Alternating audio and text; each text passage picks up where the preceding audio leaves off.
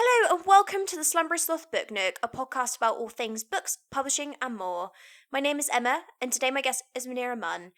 Muneera has recently graduated with a Master's in English Literature and has also undertaken a variety of work experience and internship placements in the publishing industry. Now on with the show. Welcome to the podcast today, Muneera. Hi, Emma. How are you? I'm fine, thank you. I'm very excited to be here. Very cool. I can't believe it. It's going to be so cool because obviously you've been in the SYP for quite a long time and I've bumped into you on a few occasions. So it's lovely to have you on. Thank you. You're very welcome. So first things first, can you tell me about your current plans and what you're currently doing? Well, I've just completed university. Congratulations to me. Yeah, congratulations. Yes, so I've done a 2-year MA in publishing. This involved 10 months work experience, and I also worked along the way in a temporary role. So I've done about 1 year's work experience. So now I'm sitting and applying for jobs. And I would, of course, like to start with a dream job role, but that would be dependent on the vacancies coming up. So I'm trying to find suitable roles as fits my experiences and skills. And meanwhile, because I also have this little bit of time on my hands, I'm trying to brush up on skills that I feel rounds up my suitability for the prospective roles that I'm seeking in publishing.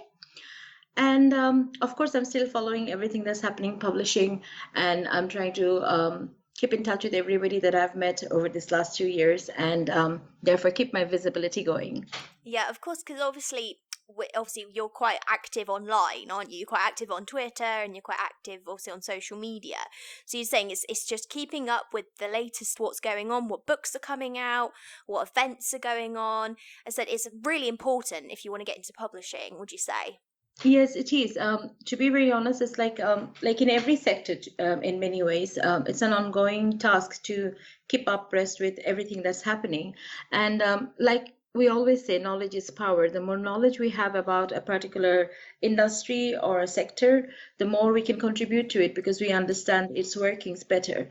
I have been very active on the social media. I have to say, I had a really good mentor at university. One of my tutors, Dr. Alison Beverstock, who took the marketing classes, really taught us how to make ourselves visible out there because in order to gain your first step into the industry, you also need to make people like you, think that you are the right kind of person they're looking for. And I started with a new Twitter account when I started university, and I've worked my way through it, and I've realized that every word that she has told us is actually true because it's very, very helpful when you walk into a room and you are nervous or you are shy, and then somebody says, "Hey, I know you from your Twitter handle," and that feels really good, and that's like an icebreaker. It gives you a lot of visibility and confidence to go about seeking to learn more, to go about looking for a job. It really helps. As I said, I've had it happen to me before at a few SYP events. And you're like, you're this person. You're just like, it's strange at first, isn't it? When you It is, but it also says something about it's like you get to know exactly what kind of impact you're having on people. Yeah. People will remember you for peculiar things that you might not be thinking that you're putting out there. People might be remembering you because your page is very colorful, or people might be remembering you because of the things you've said. You also find your own strengths along those lines. It's like a discovery. You find out your own strengths as you go.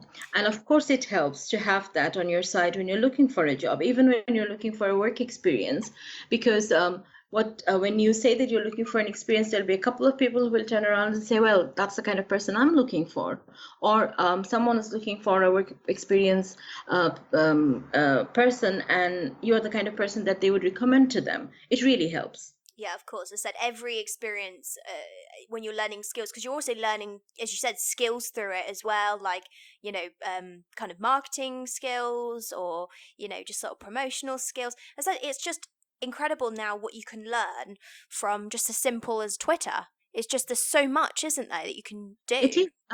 It is, and we are always told, everybody is told to follow other personnel working in the sectors that we want to work in, but simply by following what other people are talking about, what the conversation is about, what problems they are dealing with or trying to solve or looking for pointers, you are educating yourself as well. And this also gives you an understanding of what you might be missing that you might like to brush up on? For example, I didn't take any design classes at universities, and I'm not very good with design softwares, but I realized that that is skill that really helps you enhance whatever you are trying to do, and I've been brushing up on those. But I would not have been aware of these things if I had not been following the conversation on Twitter about how publishers are talking about these things, how design matters in ways that you do not know that it matters to publishing. Absolutely. So, kind of moving on. So how did you sort of begin your interest into the publishing industry and want to obviously get into it?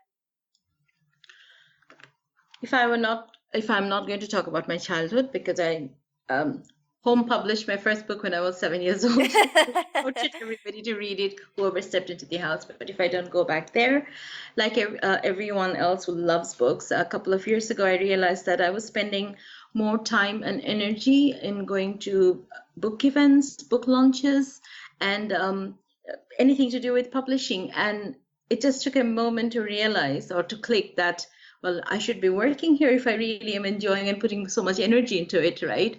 So I did a little bit of research about how I could channel this into a full-time job role.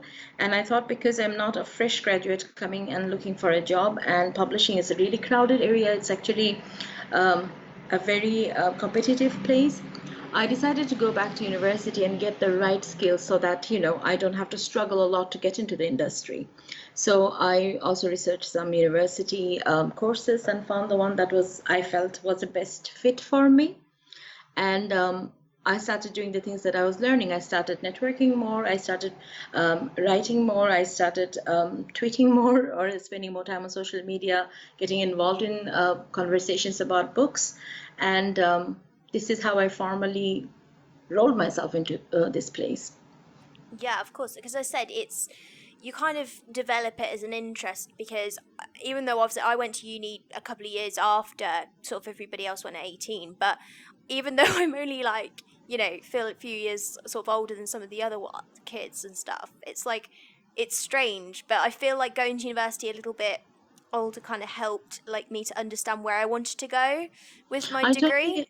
totally agree, because I went back to university this time, like, when I did my master's degree, it was after a long gap. And it was actually the best thing that I've done in a long time, because it gave me quite a fresh pair of eyes to look at things. And teaching has changed, the industry has changed, and it gave me the opportunity to learn a lot more. In many ways, life is, our lives is an avenue where we keep on learning all the time. But going back to university this time as a more mature student has taught me how much things keep on changing, and how we have to keep up with these things because of technology and all these other things, internet and all these free social media platforms. Things are rapidly changing. It's becoming more interesting, and there's a lot more we can do these days. It is actually a lot more interesting in that way. Yeah, as you say, because it's just so quick and fast paced, and as you said, change is happening every week. I mean, you can look at that in like audiobooks, how much that's gotten such a huge sort of market in the past, say, year or two, even though they've been around for ages. So it's learning these new skills, learning, just keeping up with it, and just thinking, what can I do to get where I want to Exactly. be?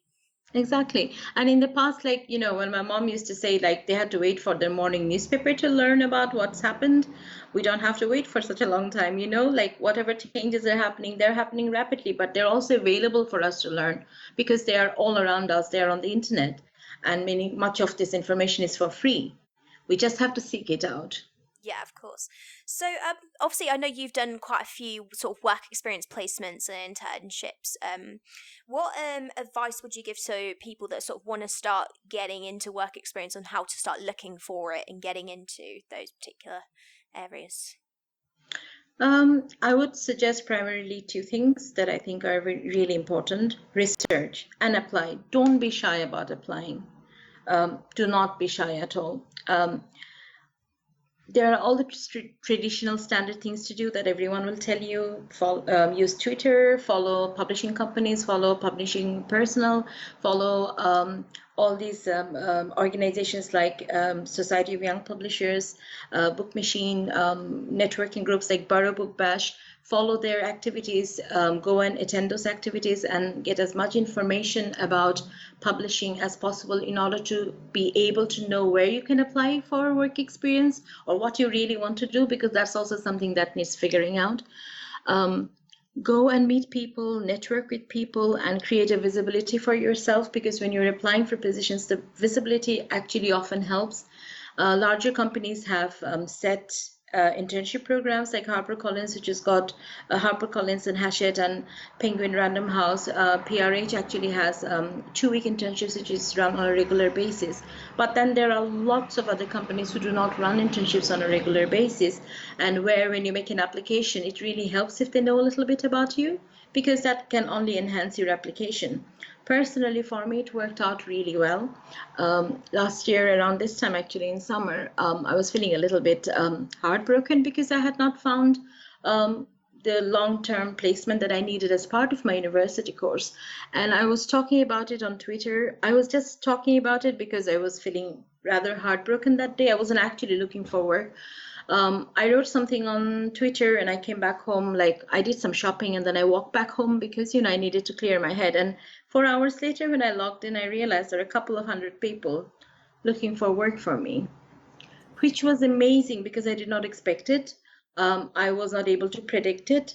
And people who had retweeted this or suggested that I go and meet this person or talk to someone else, I can't tell you how it changed my the way I look at social media right now, because within 10 hours, I actually had my first placement sorted out.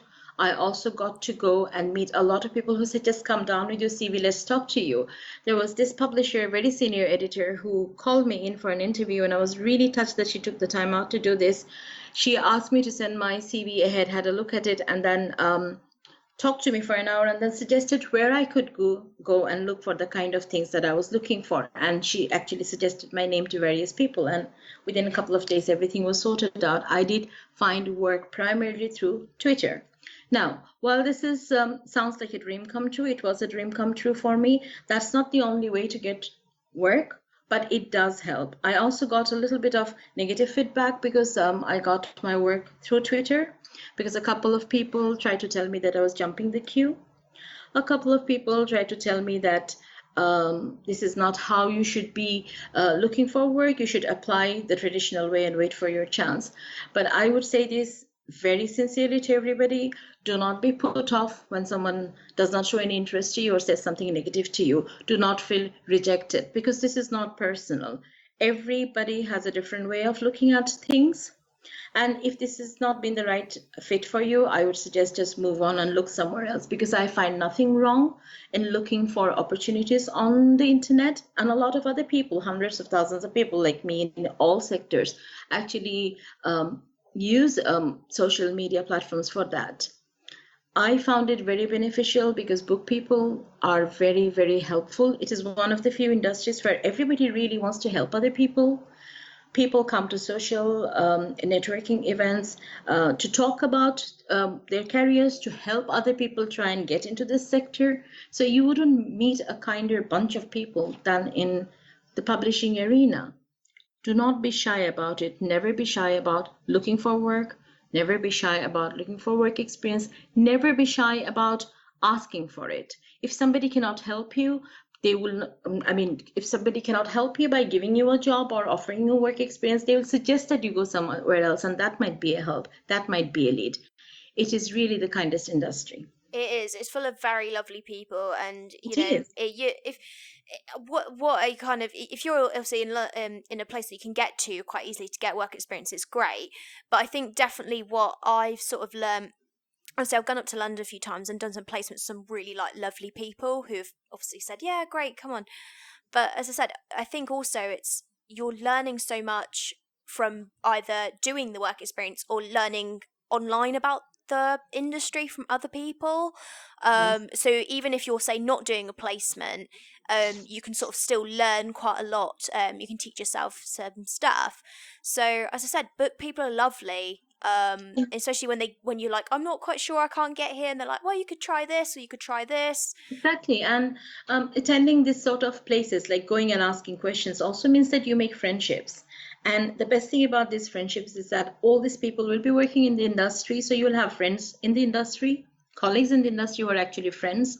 You also don't have to go through that phase of loneliness, like when you finish university and you're looking for a job or you're in a new town, you feel a little bit, left alone by yourself. You don't feel that because you do make great friends at times like that. And people are very helpful all Yeah. the time. I've got that to come next year, so fingers crossed it won't be for too long, but Don't forget to call me. Don't forget to call me. I will remember to do that. So, last but not least, what is a book that you have read recently that you would like to recommend? The book that I've actually recently finished reading is an anthology of essays, stories, and memoirs. It's called The Common People. It's edited by the writer Kit the Wall, who's a personal favorite, and it's published by the indie publisher Unbound, who actually publish all their books through crowdfunding, which is a very experimental and new way of doing things. It's a collection of essays and stories by people as experienced by working class people as experienced by them. I think it's a selection of writing that encourages one to look beyond their own comfort zone and understand other people's experiences. Reading does breed empathy. I think this collection of writing puts together, it forces one to look at the common things we experience in life in many different ways. And the best part of this book is that it's written by the same kind of people that we like to think we are, wonderful storytellers. They're really good writers. There are some very well-known writers on this collection, like Damien Barr, there is Mallory Blackman, there is Anita Sethi, and there are some upcoming writers who've already got book deals, actually. And it's a very rich quality of life writing that we forget exists all around us because we are always looking at a certain kind of, writing. It puts it together, and above everything else, it's a really enjoyable book.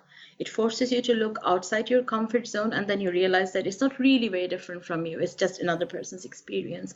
It's a lovely collection. That sounds awesome. I love a good collection of stories sometimes. It's just lovely to read sort of a selection of different types of story as well. Yes. Which is great. All right. Well, thank you so much for coming on to the podcast today. I really appreciate it. Thank you, Emma. Thank you for having me. It's lovely talking to you, and I listen to all your podcasts. Thank you so much. All right. Well, have a great day.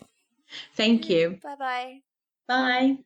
That's it for this week's episode. Thanks for listening. You can follow Muneera on Twitter at mun_artist. If you'd like to get involved with the podcast, you can get in touch through Twitter at novelm16 and use the hashtag slothcast, or you can send me an email at slumberslothbooknook@gmail.com. You can always find our podcast through our YouTube channel, Slumbersloth Book Nook, or you can download it from Podbean and Apple Podcasts for an on-the-go experience. See you next week. Bye!